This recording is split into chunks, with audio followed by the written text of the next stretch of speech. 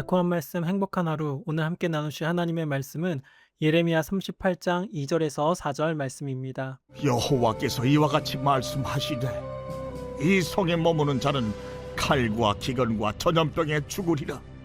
그러나 갈대아인에게 항복하는 자는 살리니 그는 노량물을 얻음같이 자기의 목숨을 건지리라. 여호와께서 이와 같이 말씀하시니라. 이 성이 반드시 바벨론의 왕의 군대의 손에 넘어가리니 그가 차지하리라 하셨다. 이에 그 고관들이 왕께 아뢰되 이 사람이 백성의 평안을 구하지 아니하고 재난을 구하오니 청하건대 이 사람을 죽이소서.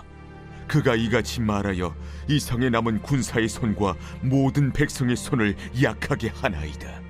오늘 본문 속 이야기를 살펴보면 세상의 관점으로 볼 때 선지자 예레미야의 모습은 도무지 이해가 되지 않습니다. 하나님의 말씀을 대언하는 선지자임에도 불구하고 오히려 상황을 파악하지 못하고 사람들을 답답하게 만드는 것처럼 보이기 때문입니다. 지금 이스라엘은 바벨론과의 전쟁을 코앞에 두고 있습니다. 모든 백성이 걱정과 염려, 두려움에 휩싸여 있는 절박한 순간에 예레미야는 이렇게 외칩니다.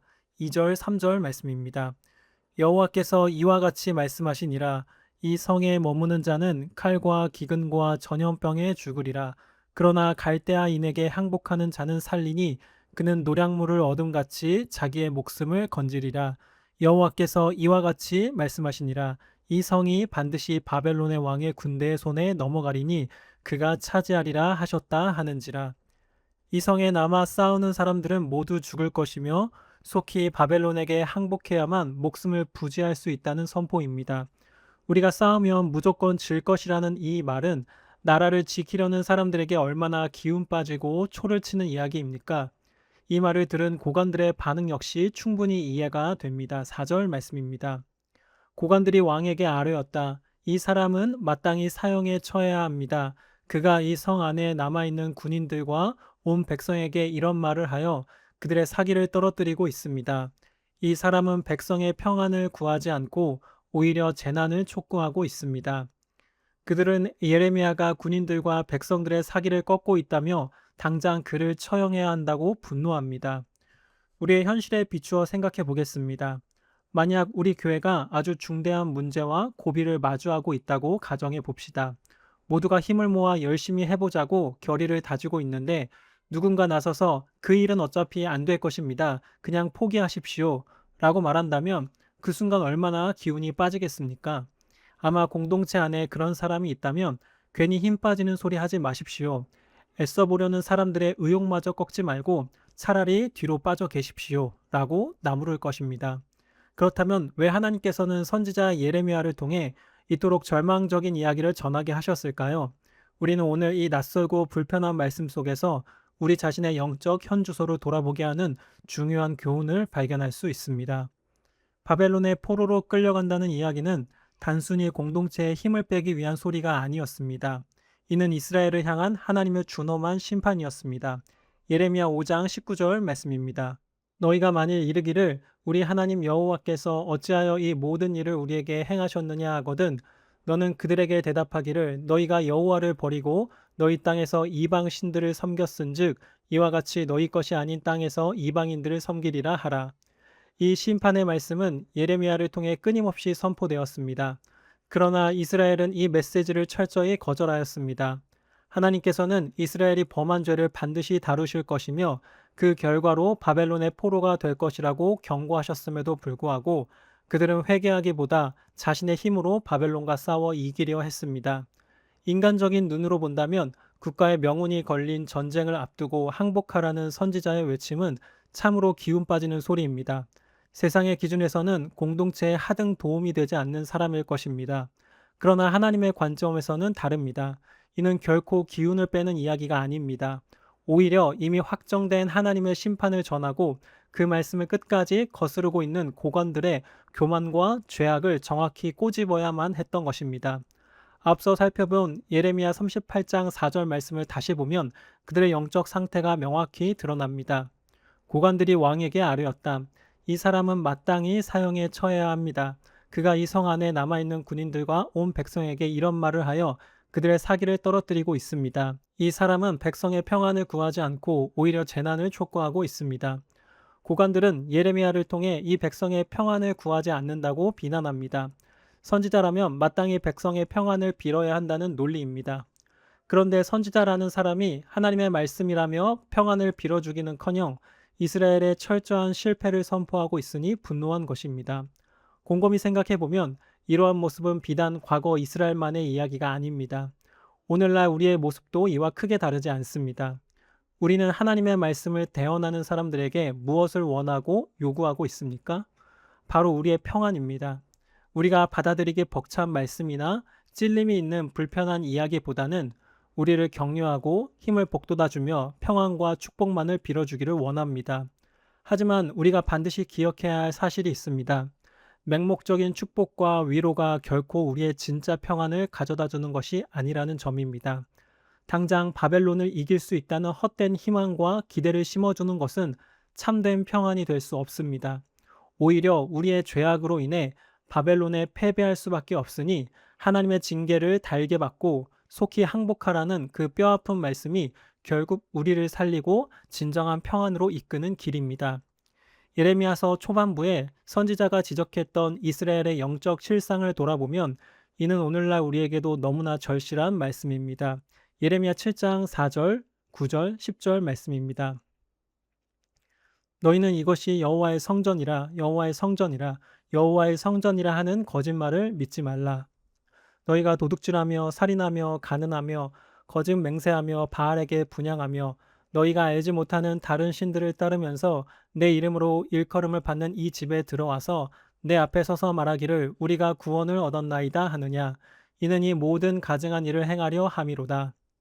그들은 겉보기에는 성전에서 주님을 잘 섬기는 듯 했지만 삶의 자리는 철저히 무너져 있었습니다.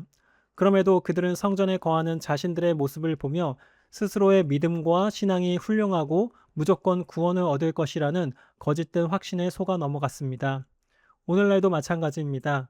겉으로 드러나는 신앙의 모습이나 종교적 행위들을 근거로 거짓된 평안을 약속해서는 안 됩니다. 현재의 모습에 안주하며 지금 믿음 생활을 잘하고 있어 라는 거짓된 구원의 확실 속에 머물게 해서도 안 됩니다. 우리는 우리 내면의 죄를 뼈아프게 직면해야 합니다. 신앙의 거품을 걷어내고 우리 믿음의 실체를 벌거벗은 듯 마주해야 합니다. 우리의 추악한 실상을 대면하게 하고 죄를 날카롭게 후벼 파는 말씀은 참으로 아픕니다. 쉽게 받아들이기 어렵습니다. 특히나 위로와 격려가 그 어느 때보다 중요해진 오늘날의 시대상 속에서는 더욱 그렇습니다. 교회 안에 따뜻한 위로와 격려가 없으면 사랑이 없는 공동체라 비난하며 주님을 닮지 않았다고 쉽게 정죄해버리곤 합니다. 선지자에게 맹목적인 평안을 요구했던 예레미야 시대와 너무나 똑같지 않습니까?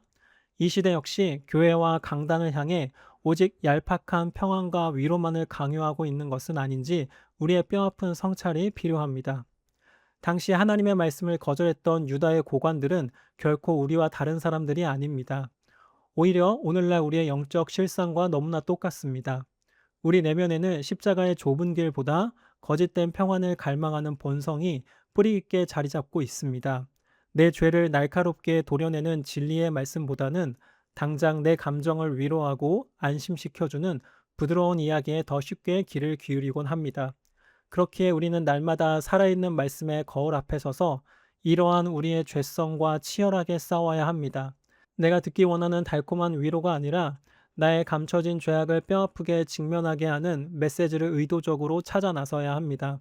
그저 지금 이대로도 괜찮다며 현재의 모습에 안주하는 것을 넘어 철저하게 돌이켜 예수 그리스도의 형상을 온전히 닮아가야 한다고 끊임없이 외쳐야 합니다. 사랑하는 성도 여러분, 이제는 거짓된 평안의 장막을 걷어내고 십자가의 진리 앞에 정직하게 섭시다. 우리를 찌르고 아프게 하는 그 말씀이 결국 영적으로 무감각해진 우리를 영원한 죽음에서 살려내는 유일한 생명의 처방전임을 기억하시기 바랍니다. 바벨론의 포로로 끌려가라는 하나님의 징계는 우리를 완전히 멸망시키려는 것이 아닙니다. 썩어져가는 죄의 뿌리를 뽑아내고 우리를 정결한 백성으로 다시 빚으시기 위한 하나님의 뼈아픈 사랑의 수술입니다. 하나님은 예레미야 선지자를 통해 당신의 진짜 마음을 이렇게 쏟아 놓으셨습니다. 예레미야 29장 11절 말씀입니다. 여호와의 말씀이니라 너희를 향한 나의 생각을 내가 아나니 평안이요 재앙이 아니니라. 너희에게 미래와 희망을 주는 것이니라.